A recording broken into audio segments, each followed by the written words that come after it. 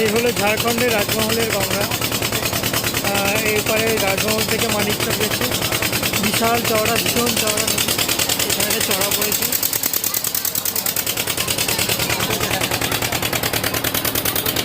বিভৎস চওড়া। এখান থেকে ঝাড়খণ্ড থেকে পশ্চিমবঙ্গে যেতে, এই গঙ্গা পার হয়ে যেতে 1 ঘন্টা সময় লাগে ভটভটিতে। ওপারে ধুধু একেবারে কিছুই দেখা যাচ্ছে না।